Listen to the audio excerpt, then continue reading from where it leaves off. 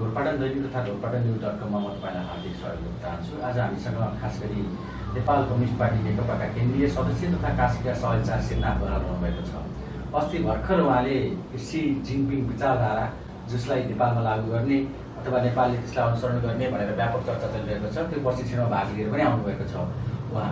हामी आजको यस कार्यक्रममा त्यो बारे पनि कुराकानी गर्नेछौँ र खास गरी पार्टी एकीकरण भइसकेपछि हिजोको नेकपा एमाले र माओवादी बीचको जुन एकता छ त्यो एकता पछिको अहिले प्रक्रिया कहाँ गइरहेको छ, एकता पछिको पार्टीका कामहरू र गतिविधिहरू कस्ता छन् भन्ने बारेमा आज हामी विशेष रूपले कुराकानी गर्नेछौँ र कुराकानीलाई जोड्दै जाने बेलामा उहाँ खास गरी किसानको आन्दोलनसँग पनि परिचित हुनुहुन्छ र किसानका समस्याहरूसँग पनि परिचित हुनुहुन्छ। किसान महासङ्घ स्थायी समितिको सदस्य भएको नाताले उहाँले बुझ्नुभएका किसानका समस्याहरूबारे पनि आज हामी चर्चा गर्नेछौँ। म तपाईँलाई पुनः स्वागत गर्न चाहन्छु।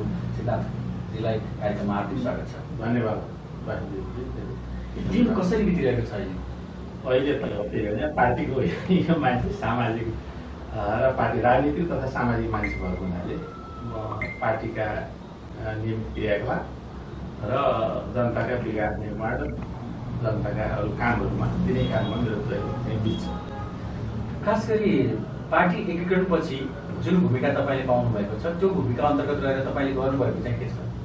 हामीले कास्की जिल्लामा खास गरी नेकपाको केन्द्रीय कमिटीको सदस्यको हैसियतले कास्कीमा म स्वयंचालित जिम्मेवारी पनि प्राप्त गरेको छु र यसमा चाहिँ हामीले कास्कीमा यी पोखरा महानगरका वडाहरूको शपथ ग्रहण कार्यक्रम चाहिँ हामीले एक चरणमा सिद्ध्याएको छ। हामी टिमले, मैले मात्रै कुरा भएन, हाम्रो त्यहाँ टिम छ, इन्चार्ज स्वयंचालित टिम छ र अरू कार्यालय छ, जिल्ला अध्यक्ष सचिव सहितको एउटा कार्यालय टिम छ। त्यसले त्यो काम चाहिँ हामीले गरेका छौँ र अब हाम्रो गाउँपालिकाका वडाहरूको शपथ ग्रहण कार्यक्रम सक्ने अनि त्यसपछि गाउँपालिका कमिटीहरू पनि बनाउने, अब नगरको काम पुरा गर्ने छँदैछ। त्यसको अतिरिक्त यो दसैँ तिहार लगायतको चाडबाडको कार्यक्रम, शुभकामना कार्यक्रमहरू चाहिँ हुँदैछन् र हाम्रो जुन कुरा गर्नुभएको छ नि हजुरले, कहिलेसम्म टुङ्गेला एकीकरणको यो प्रक्रियाको जुन कमिटीहरू निर्माण? अब छिटै सिद्धिन्छ। यो तिहारभन्दा अगाडि चाहिँ हामी सबै सिद्ध छ। यसको प्रक्रिया चाहिँ के छ? पुरानै प्रक्रियाले जानुभएको छ 60-40 को अथवा त्यसमा केही परिवर्तन गरिएको छ? होइन, त्यो त अहिले त माथिको जे पोलिसी हो त्योबाट जाने हो। अब आवश्यकता अनुसार अब तलमाथि एउटै पार्टी हो, तलमाथि त भन्न सकिहाल्छ। त्यहाँको आवश्यकता होइन, त्यहाँको अब साथीहरू कस्तो हुनुहुन्छ, कस्तो साथीहरू हुन्छ त्यसको आधार हुनसक्छ। नत्र मूल रूपमा चाहिँ एकीकरणमा माथिकै पोलिसीबाटै जान्छौँ हामी चाहिँ। समस्या केही छन् कि होइन? अलिक समस्या त्यस्तो हाम्रो चाहिँ केही देखिया छैन। समस्या चाहिँ वास्तवमा स्मुथली नै गएको छ। माथिबाट निर्णय हुन ढिलो भएको भएर, जस्तै महानगरको अध्यक्ष र सचिवको निर्णय चाहिँ धेरै ढिलो भयो। त्यो चाहिँ केन्द्रीय कमिटीबाटै निर्णय हुनु पर्थ्यो अथवा सचिवालयको बैठकबाट अति निर्णय भएपछि उहाँलाई शपथ ग्रहण भएको छ र अब महानगरको कमिटी, फुल कमिटी फर्मेसन हुन्छ अनि त्यसपछि गएर अरू गाउँपालिकाका कमिटीहरू हुन्छन्।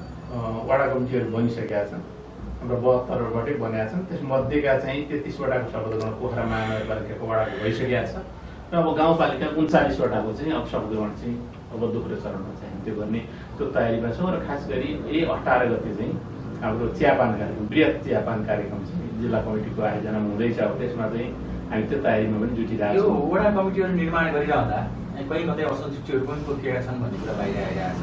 जस्तो तपाईँ हामी बसेर जुन वडामा काम कुरा गरिरहेका छौँ अहिले वडा नम्बर 8 मा, यही वडामा पनि केही पूर्व एमालेका साथीहरूले असन्तुष्टि व्यक्त गर्नुभयो र उहाँहरू शपथमा सहभागी हुनु भएन भन्ने चर्चा पनि चलिरहेको थियो। के यो सत्य हो? त्यस्तो असन्तुष्टि गुनासोहरू छन्, ठाउँ ठाउँमा छन् र कतिपय वार्डमा गुनासो हुँदाहुँदै पनि शपथ ग्रहणहरू धेरै जसो ठाउँमा अब पार्टीको निर्णय हो अब भनेर चाहिँ त्यो भएको छ। अब यहाँ चाहिँ अलिक थोरै प्रब्लम चाहिँ रहेकै छ। त्यो साँचो कुरा, वडा नम्बर 8 को प्रब्लम देखिएको छ, तर वास्तवमा चाहिँ अब त्यो यो पनि अरू भइहाल्छ, त्यसको त्यति समस्या हुँदैन।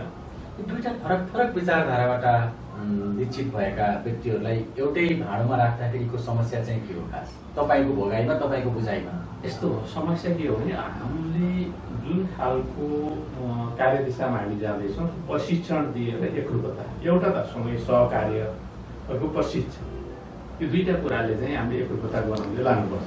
हाम्रो के भयो भने एकीकरणको काम अलिकति ढिलो हुने अनि प्रशिक्षणका कार्यक्रमहरू पनि त्यति नचल्ने भएको हुनाले थोरै समस्या भएको हो। तर मैले खास ठुलो समस्या चाहिँ म चाहिँ देख्दिनँ। अब यहाँ चाहिँ वार्ड गुनासो त अरू वार्डहरूमा पनि नभएको होइन, अरू वार्डहरूमा पनि जहाँ चाहिँ शपथ ग्रहण भयो त्यो ठाउँमा गुनासोहरू अरू वार्डहरूमा पनि देखियो। तर सामान्यतया के छ भने पार्टीको एकताको भावना वर्गमा सबै चाहिँ खुसी नै हुनुहुन्छ त्यसमा समग्रतामा चाहिँ। त्यो भित्री नै मनदेखि त अझै खास गरी दुवै तर्फबाट आउनुभएका साथीहरू चाहिँ मनैबाट चाहिँ लाग्नु भएको छैन र त्यही कारणले गर्दाखेरि अझै पनि पार्टी जस्तो भएको छैन भन्ने पनि कुरा छ। त्यस्तो छैन। अब साँचो कुरा के हो भने बरु कतिपय शैली पद्धति मिलाउनु पर्ने, कतिपय चाहिँ अब पार्टीभित्र चाहिँ हिजोदेखि त रहेका गुटबन्दीका कुरा पनि छन्, ती कुरालाई एउटा विधि र सिस्टमले चाहिँ हल गर्नुपर्ने, विधि र सिस्टमले क्या विधिबाट जानु पऱ्यो नि।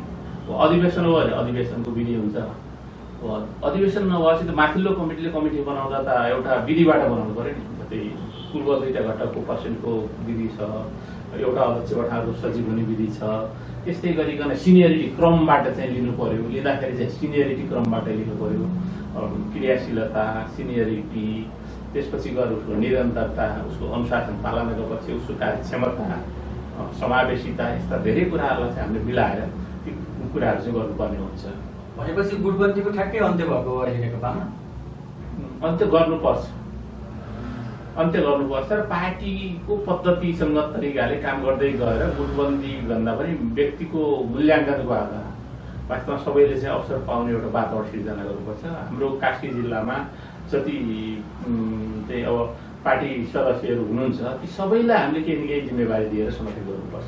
अथवा देशभरि नै पर्छ, 9 लाख पार्टी सदस्य छन् अब यो नेकपाको, सबै देशभरि नै हामीले चाहिँ उहाँहरूलाई चाहिँ सङ्गठित गर्नुपर्छ। हाम्रो पार्टीको विधानले के भन्छ, कुनै न कुनै कमिटीमा चाहिँ पार्टी सदस्यलाई राख्नुपर्छ।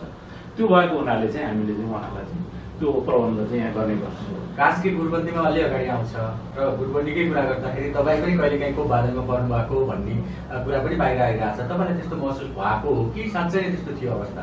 होइन, त्यो त अब दुनियाँले जे देखे जे फिलिङ गरे तपाईँ हामीले गर्ने फिलिङ पनि त्यही हो होइन। त्यसमा चाहिँ त्यो कुरा चाहिँ अब एउटा अध्याय थियो। अब नयाँ अध्यायबाट चाहिँ हामी जानुपर्छ। नयाँ राजनीतिमा के हुन्छ, समय गतिशील छ, परिवर्तनशील छ र हामीले अग्रगामी हिसाबले सोच्नुपर्छ। यो कुराहरू पछाडि इतिहास चाहिँ इतिहास हो भन्ने हिसाबले लिनुपर्छ र एउटा फराकिलो सोचाइका साथ बृहत्तर राष्ट्रको हितको लागि, बृहत्तर पार्टी र आन्दोलनको हितको लागि, मूलमा जनताको हितको लागि, यो नेपाली जनताको शान्ति, समृद्धि र अग्रगमनको लागि चाहिँ हामीले सारा कुराहरूलाई चाहिँ थाती राखेर एउटा फराकिलो भावनाका साथ चाहिँ अगाडि जानुपर्छ र पार्टी पनि साध्य होइन, साधन मात्र। नेपाली जनताको मुक्तिको लागि, आमूल परिवर्तनको लागि यो नेपाल कम्युनिस्ट पार्टी चाहिँ एउटा साधन, यो साध्य होइन। यसको लक्ष्य भनेको त नेपाली जनताको सेवा गर्नु, यहाँ समृद्धि हासिल गर्नु, यो देशको राष्ट्रियता बलियो बनाउनु र यो एउटा चाहिँ सुखी नेपाली समृद्ध नेपाल निर्माण गर्ने, समाजवाद निर्माण गरेर अगाडि बढ्ने, त्यो कुरा ध्येयको लागि चाहिँ काम गर्नुपर्छ। त्यस कारणले पार्टीका आफूभित्रका कतिपय समस्या छन् भने ती समस्याहरू चाहिँ हल गर्नुपर्छ, विधिसम्मत तरिकाले हल गर्नुपर्छ, पद्धतिसम्मत तरिकाले गर्नुपर्छ, पार्टीको निर्णय प्रक्रियाबाट चाहिँ हल गरेर हामीले चाहिँ जानुपर्छ। यो एकीकरणको बेला कतिपय कुरा थोरै मिलेनन् भने पनि हामीले चाहिँ ती कुराहरूलाई एडजस्ट गरेर जानुपर्छ। तर नियतवश कुनै पनि साथीहरूलाई काखा पाखा गर्ने कुरा चाहिँ लिडरसिपबाट चाहिँ गर्नु हुँदैन, त्यस्तो चिजहरू गर्नु हुँदैन। लिडरसिपले सकेसम्म तटस्थ, न्यायपूर्ण र विवेकसित निर्णय नै गर्नुपर्छ। अब अहिले तपाईँ आफै पनि एउटा निर्णय गर्ने ठाउँमा हुनुहुन्छ, खास गरी पार्टी एकीकरणको प्रक्रियामा तपाईँको भूमिका आफैमा सहज रूपले महत्त्वपूर्ण छ। त्यति हुँदाहुँदै पनि कास्कीमा रहेका केही अग्रज नेताहरू हुनुहुन्छ जो एउटै गुटमा हुनुहुन्छ तापनि आफ्नै एउटा गुट निर्माण गर्नुहुन्छ भन्ने आरोप छ, खास गरी पूर्व एमालेको हकमा। त्यो प्रवृत्तिले कहीँ पार्टी निर्माणमा अथवा अगाडि जानको लागि तपाईँले भनेको जस्तै जनताको सेवा गर्नको लागि कहीँ असर पुर्याएको छ र? पार्टी निर्माण र गुट निर्माण भनेका दुईटा विपरीत तत्त्वहरू। गुट बलियो हुन थाल्यो भने पार्टी कमजोर हुन्छ। पार्टी निर्माण हुँदाखेरि गुट चाहिँ कमजोर भएर जान्छ र वास्तवमा चाहिँ गुट चाहिँ बनाउनु हुँदैन। पार्टी बलियो बनाउनलाई गुट बन्दी चाहिँ गर्नु हुँदैन। पार्टीलाई सिस्टम पद्धतिबाट, हाम्रो जुन चाहिँ जनवादी केन्द्रीयताको आफ्नो पद्धति छ, त्यसको एउटा व्यवस्था छ, विधानका व्यवस्था छन्, हाम्रो कार्यदिशा छ, सङ्गठनात्मक प्रणाली छ, त्यो भित्रबाट नै यी कुराहरूलाई हल गरेर मूल्याङ्कन गरेर जानुपर्छ। विगतमा कहीँ जुन बेला जहाँ कमी कमजोरी भयो त्यहाँ समस्याहरू भयो। वास्तवमा चाहिँ कमी कमजोरी भएको बेला समस्याहरू भयो, त्यो त साँचो कुरा चाहिँ दुनियाँले देखेको कुरा त हो नि होइन। त्यस कारणले चाहिँ त्यस्तो कुराहरू गर्नु हुन्न। विगतमा भएछ भने पनि अब करेक्सन गर्नुपर्छ, मिलाएर लानुपर्छ, सबैलाई न्यायपूर्ण, यो पार्टीमा न्याय हुन्छ, दुनियाँमा नभएको न्याय यहाँ नेपाल कम्युनिस्ट पार्टीभित्र हुन्छ भन्ने कुराको मेसेज हामीले दिएर त्यो अनुभूति गराएर नै सबै कार्यकर्ता र जनतालाई चाहिँ गोलबन्द गरेर लान सक्छौँ। यदि त्यो कुरो भएन, यहाँ अन्याय हुन्छ भन्यो भने त यो त समस्या हुन्छ। हेर्नुहोस्, यदि अहिले हामी असफल भयौँ भने, यो पार्टी असफल भयो भने यो देशको संविधान असफल हुन्छ, यो देशको चाहिँ सिस्टम कोल्याप्स हुन्छ। धेरै प्राप्त उपलब्धिहरू घुम्ने अवस्था छ। धेरै ठुलो जिम्मेवारी चाहिँ अहिले नेकपाको काममा छ। केन्द्रको 2/3 सरकार, प्रदेशको सरकार, स्थानीय तहको त्यही खालको चाहिँ बहुमतको सरकार जुन छ, यो बेला त हामीले त्यो पार्टीको घोषणापत्र अनुसार वास्तवमा चाहिँ सुखी नेपाली समृद्ध नेपालको ओरिएन्टेसनमा ती कुराहरू चाहिँ लागू गर्नुपर्छ। र जनप्रतिनिधिहरू पनि पार्टीको नीति निर्देशनमा, हिजोको आफ्नो घोषणापत्रमा र आफ्नो आइडियोलोजी सिद्धान्तमा रहेर एउटा पद्धतिबाट चल्नुपर्छ। कहिलेकाहीँ अनुभूति जनप्रतिनिधि हुँदाखेरि कस्तो हुनसक्छ भन्दा सबैले नमस्ते गरिरहेको छ, चारैतिर चाहिँ आए भयो त भन्नु, म त छुट्टै ए ग्रेडको मान्छे हुँ क्या, यी अरू चाहिँ बी ग्रेडका हुन्, म चाहिँ ए ग्रेडको हुँ क्या, म विशिष्टै हुँ क्या भन्ने अनुभूति पनि कहिलेकाहीँ लाग्न सक्छ। त्यो भ्रममा कहिलेकाहीँ पर्न सकिन्छ। त्यो वास्तवमा त्यो चाहिँ भ्रम हो र त्यस्तो हुनु हुँदैन। हामी सबै पार्टीको चाहिँ कार्यकर्ता नेता हो। पार्टीको निर्णय र फैसलाले चाहिँ सबै गएको छ, पार्टीले जिम्मेवारी दिएर गएको छ। म एउटा पार्टीको कार्यकर्ता हुँ। म हिजो सडकमा आन्दोलन गर्दा, जेल बस्दाखेरि म जे हुँ, आज सरकारी पदमा हुँदाखेरि पनि म त्यही हुँ। र मैले हिजो सडकमा चाहिँ जे कुरा उठाउँथेँ, आज रातो कलमले ती कुराहरू चाहिँ मैले कार्यान्वयन गर्ने हो। मैले जनताको पक्षमा सधैँ सोचेर काम गर्ने भन्ने कुरा चाहिँ हामीले ठान्नुपर्छ। हाम्रो कार्यनीति अहिले मूल रूपमा चाहिँ कार्यनीति निर्वाचित जनप्रतिनिधि अधिकतम रूपमा चाहिँ प्रगतिशील सुधारका कामहरू गर्ने, पुरानो सामन्तवाद अवशेषहरूलाई चाहिँ कमजोर बनाउने र अग्रगामी तपाईँ समाजवादोन्मुख कार्यक्रमहरू चाहिँ लागू गरेर जाने हो। पोखराको हकमा अथवा कास्कीकै हकमा चाहिँ के छ, जनप्रतिनिधिहरू पार्टीभन्दा ठुलो भन्ने भावना जागृत भएको अवस्था हो। निर्वाचित जनप्रतिनिधिहरूलाई पार्टीले चलाउनुपर्छ, प्रशिक्षण दिनुपर्छ। चलेका छन् कि छैनन्? होइन, पार्टीको निर्देशनभन्दा बाहिर चल्ने त कुरै आउँदैन। त्यो त कुरै आउन, तर आवश्यक मात्रामा प्रशिक्षण पुगेको छैन। आवश्यक मात्रामा त्यो मूल कार्यनीति पनि हाम्रो अहिले त्यसो भएकोमा धेरै ठुलो कार्यकर्ता पङ्क्ति त्यसमा पठाएको छौँ र सारा चाहिँ हामीले जितिरहेछौँ भने त त्यसमा हाम्रो विशेष ध्यान हुनु पर्यो। त्यहाँ जाने साथीहरूलाई विशेष रूपमा प्रशिक्षण दिने, सहयोग गर्ने, राम्रा कामको प्रचार गर्ने, कमी कमजोरी भएछ भने सुझाव दिएर करेक्सन गर्न लगाउने र उहाँको कामको राम्रा कामको मूल्याङ्कन गरेर प्रचार पनि गरिदिने र त्यसलाई पार्टीले संस्थागत पनि गर्ने, त्यो प्रणालीबाट चाहिँ हामी जानुपर्छ। विगतमा हाम्रो पार्टी एकजना नभएको हुनाले कतिपय कमिटीका मिटिङहरू नबस्ने, संस्थागत निर्णय नहुने परिस्थिति पनि त थियो त। त्यस कारणले कतिपय उहाँलाई जनप्रतिनिधि साथीलाई काम गर्न अप्ठ्यारो पनि थियो, तुरुन्त पार्टीले चलाउनु पनि अप्ठ्यारो थियो। व्यक्तिले कसले निर्देशन, व्यक्तिले निर्देशन दिएर भएन, कमिटीको संस्थागत जिम्मेवारी नभइरहेको बेलामा त्यो समस्या थियो। तर आज अब पार्टी कमिटीहरू फर्मेसन भइसकेका छन्, पार्टीले आफ्नो सिस्टमबाट चाहिँ चलाउन सुरु गरिसकेका छ।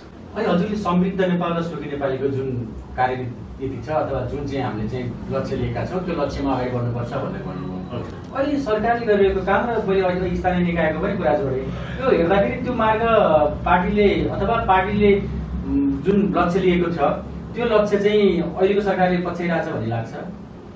जहाँ त्यही दिशामै गर्छ, सरकार त्यही दिशामै गर्छ। कतिपय जनताका गुनासाहरू, सुझावहरू पनि हामीले नसुनेको होइन छ, तर ती कुरालाई अझै कतिपय गरेका कामको प्रचार राम्रोसँग गर्न नसकेका हुनाले पनि नकारात्मक प्रचार जाने, सामाजिक सञ्जालमा राम्रो भएका कुराको प्रचार नहुने कुराले पनि समस्या छ। कतिपय कुरा तपाईँ त जनताको बिचमा हुनुहुन्छ, जनताको गाडीमा हुनुहुन्न, तपाईँले पनि त्यो भन्न सक्ला होइन। तर कतिपय त्यो कुरा पनि छ। अनि कतिपय कुरा के छ भने हामीले राम्रो ओरिएन्टेसन दिएर कतिपय गर्नुपर्ने कामहरू अझै गर्न नसकेको, बाँकी अवधिमा गर्नुपर्ने अवस्था पनि छ। कतिपय जनताको चाहना अनुसारको कतिपय कामहरू गर्न भावी दिनमा गर्नुपर्ने, अहिले गरि नसक्यो। 1-2 वर्षमै सबै काम सकिँदैन नि त। त्यसो भएको हुनाले भावी दिनमा गर्नुपर्ने छ। र कतिपय ठाउँमा के छ भने जनप्रतिनिधिका कार्यशैलीका पनि समस्या छन्। कतिपय जनप्रतिनिधिको कार्यशैलीको कारणले पनि गुनासो आउने गरेका पनि छ। त्यस कारणले अब कार्यशैलीमा पनि जनपक्षीय कार्यशैली हुन जरुरी छ। गुनासाहरू सुन्ने, त्यसलाई राम्रोसँग लिने, ग्रहण गर्ने कुराहरू गर्नुपर्छ। र पार्टी कमिटीले उहाँलाई चलाउने एउटा संयन्त्र बनाउँछ, एउटा मेकानिजम बनाउँछ। त्यो मेकानिजम थ्रु उहाँलाई निर्देशन दिन्छ अथवा उहाँहरू सहित भएर त्यो निर्णय हुन्छ र उहाँहरू कार्यान्वयन गर्नुपर्ने एउटा परिस्थितिमा पुर्याउँछ। विगतको भन्दा अबका दिनहरूमा जनप्रतिनिधि चलाउने व्यवस्थित, सिस्टेमेटिक र प्रशिक्षणमूलक रूपमा चाहिँ सञ्चालन हुन्छ। तर पनि साथीहरूले हिजोको अवस्था पनि धेरै राम्रा कामहरू गर्नुभएको छ। संहिताको कार्यान्वयनको दायित्व पनि अहिलेकै सरकारसँग छ अथवा सबै निकायमा तपाईँले भने जस्तै बहुमत छ र यही बहुमतको जसले नेतृत्व गरिरहेको छ जुन पार्टीले त्यसकै दायित्व छ।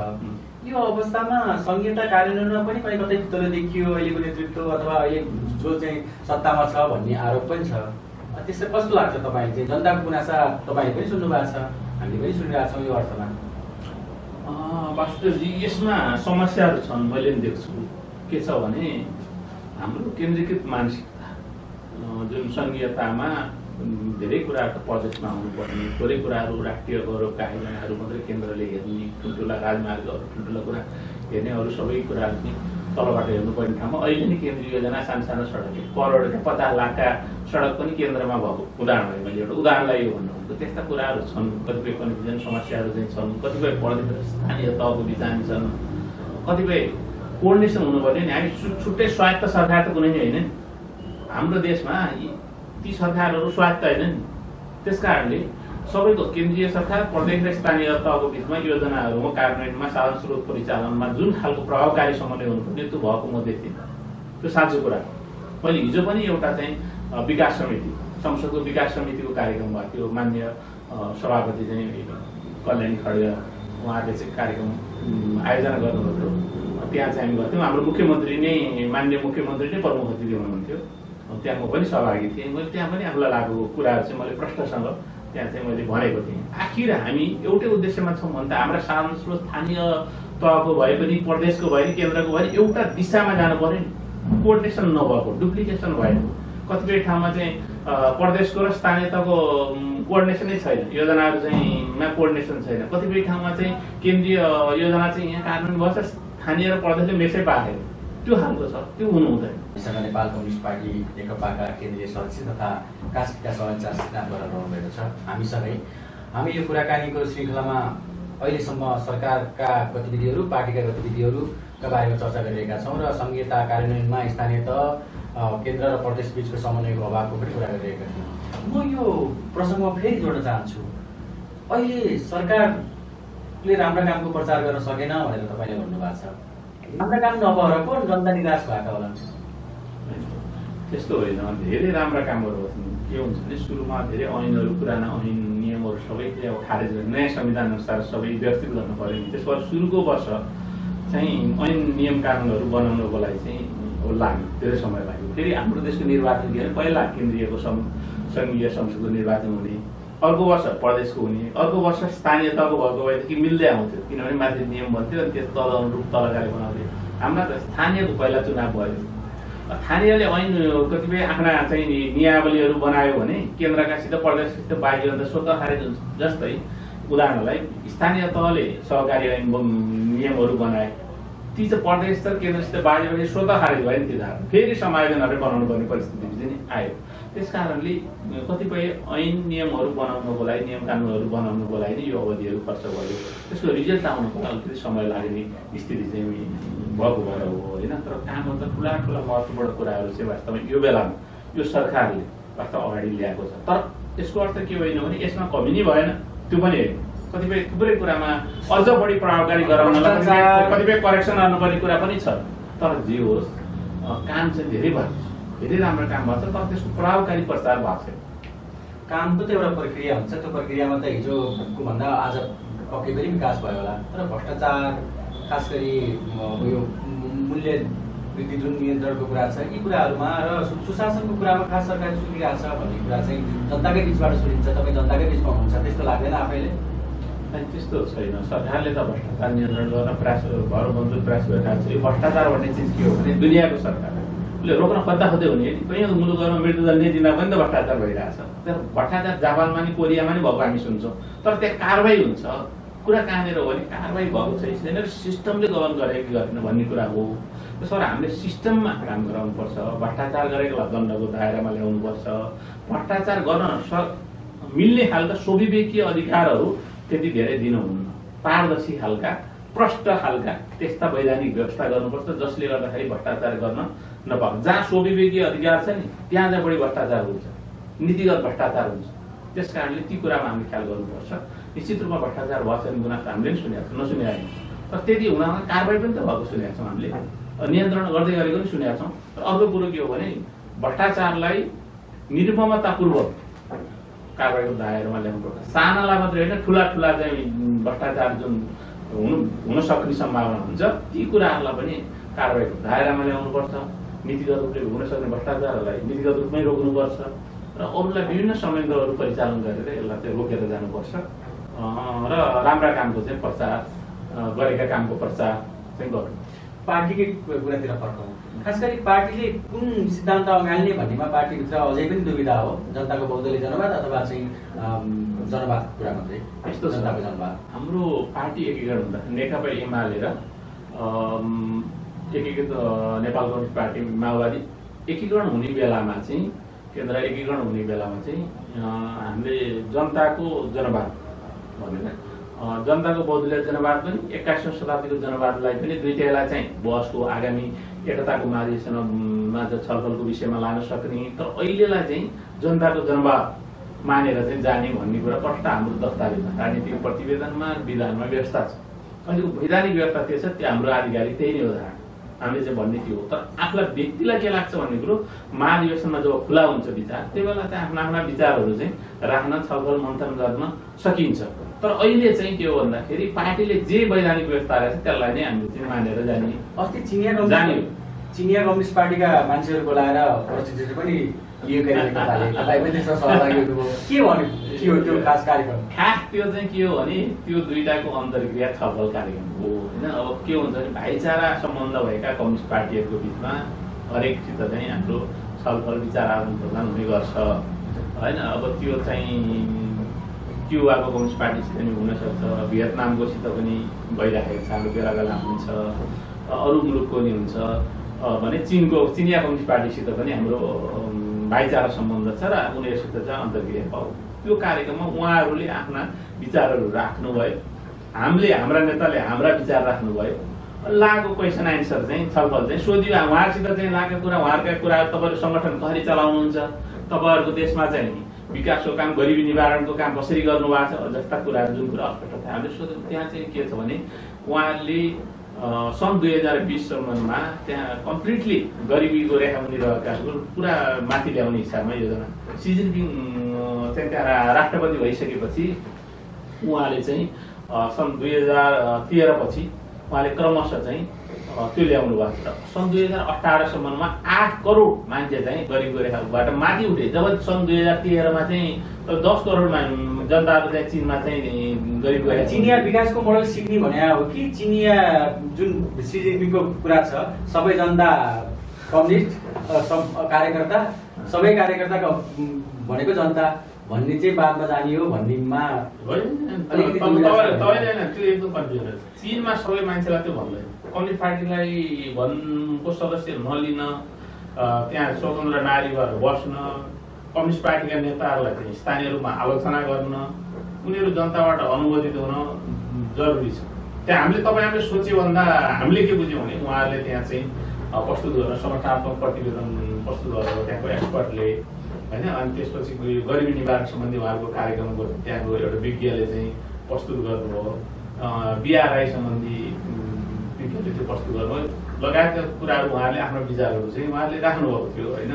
यो अपरिपक्व निर्णय भनिन्छ नि, खास गरी हाम्रो परराष्ट्रको जुन हाम्रो नीति छ एकतिर झल्किने अथवा त्यस कारणले त्यो चाहिँ नसकिहाले। त्यस कारणले त्यो विषयमा चाहिँ अन्तर्क्रिया भयो। हाम्रो पनि नेताहरू, हाम्रो प्रधानमन्त्री तथा पार्टी अध्यक्ष, त्यस्तै गरी चाहिँ पार्टी अध्यक्ष कमरेड प्रचण्ड, हाम्रो प्रशिक्षण विभाग चाहिँ पार्टी स्कुल विभागको प्रमुख चाहिँ कमरेड ईश्वर लगायतका नेताहरूले चाहिँ पनि यहाँ विचारहरू चाहिँ त्यहाँ राख्नुभयो। हाम्रो विचारहरू पनि त्यहाँ गयो। हाम्रो विचार उहाँको र हाम्रो परिस्थिति फरक छ।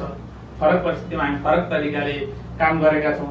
एक आपसमा आफ्नो विचारहरूको आदान प्रदान भयो। त्यो भनेको कुरा त उहाँहरूका राम्रा कुरा हामीले सिक्न पनि सक्छौँ। हाम्रो परिवेशमा काम लाग्ने खालका कतिपय हाम्रा कुरा काम लाग्ने कुरा उहाँले पनि सिक्न सक्नुहुन्छ। एक आपसमा सिक्दै सिकाउने कुरा भएको त्यति हो। यो अब बाहिर म त्यस्तो त हुन्छ।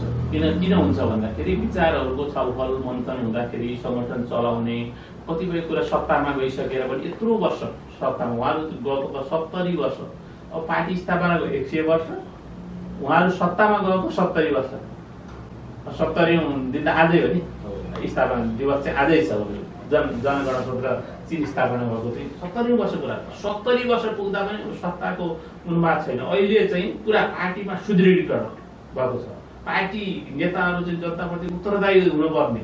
सब पार्टीको चाहिँ पार्टी सदस्यहरूले चाहिँ त्यो कामहरू चाहिँ जुन लक्ष्य छ त्यसको गरिबी निवारणको त्यसमा काम गर्नुपर्ने, जनसेवाको काम गर्नुपर्ने, त्यहाँको विकास निर्माणको काम गर्नुपर्ने, त्यहाँको पार्टी कमिटी एकदमै चाहिँ तपाईँको चाहिँ जसरी सरकारी भनेपछि त्यो टाइपको छ त्यहाँ, त्यो त धेरै राम्रो कुरा हो। तपाईँ चाहिँ त्यहाँको प्रभावित उनीहरूको सकारात्मक कुरालाई हामीले के लिनुपर्छ भने हामीले पनि उहाँहरूको सकारात्मक कुरा यस्तो रहेछ भन्ने। त्यस्तै हामीले भियतनामको कुरा चाहिँ सुन्यौँ भने भियतनामको कुरा सकारात्मक हुन्छ, कतिपय उहाँहरूको भन्दा हाम्रा कुरा सकारात्मक छन्, उहाँहरूले ग्रहण गर्न सक्नुहुन्छ, उहाँहरूले लिन सक्नुहुन्छ। त्यसो भएको हुनाले त्यो त विचार आदान प्रदान हो। तर हाम्रो विचार भनेको त हाम्रो पार्टीको चाहिँ मार्गदर्शक सिद्धान्त मार्क्सवाद लेनिनवाद नै हो। हाम्रो अहिलेको न्यूनतम कार्यक्रम जनताको जनवाद नै हो, अधिकतम कार्यक्रम हाम्रो समाजवाद साम्यवादमा जाने नै हो। यसमा त हाम्रो कुरो त हामी प्रष्ट छौँ, हाम्रोमा कुनै त दुविधै छैन नि।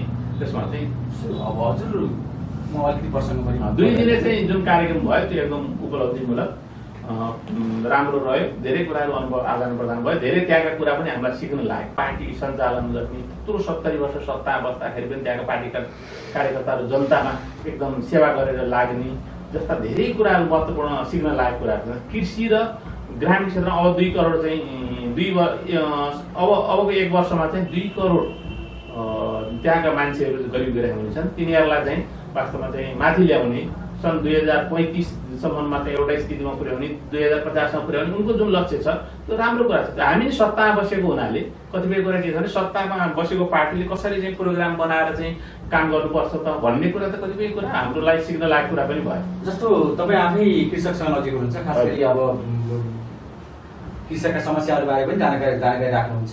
के रहेछ छ अहिले नेपालको परिप्रेक्ष्यमा र त्यो चीनसँग जोड्दाखेरि यसलाई राइट यो कुरा गर्नु हामी म अखिल नेपाल किसान महासङ्घको स्थायी कमिटीको सदस्य नै छु।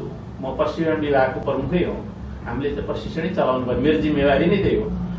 मैले के देख्छु भन्दाखेरि चीनमा अहिले कृषिलाई प्राथमिकता दिएर कृषिमा व्यापक सुधार गरेर कृषिको उत्पादकत्व बढाएर किसानहरूको जीवनस्तर उठाएर मात्रै गरिबी चाहिँ निवारण गर्न सकिन्छ, गरिबको मूल्यलाई माथि ल्याउन सकिन्छ भनेर उनीहरूले चाहिँ त्यसलाई युद्ध स्तरको आफ्नो कार्यक्रम बनाएर लागू गरेका छन्। पार्टीको पनि मूल एजेन्डा, सरकारको मूल एजेन्डा छ त्यो। हामीले पनि हाम्रो तिनै तहको सरकारले पनि हाम्रो देशमा धेरै कृषि क्षेत्रमा चाहिँ अर्ध बेरोजगारी छ, गरिबी त्यहीँभित्र छ, कृषिमा आधारित मान्छे धेरै गरिब छन्। त्यसो भएको हुनाले चाहिँ हाम्रो कृषि प्रधान मुलुक हो।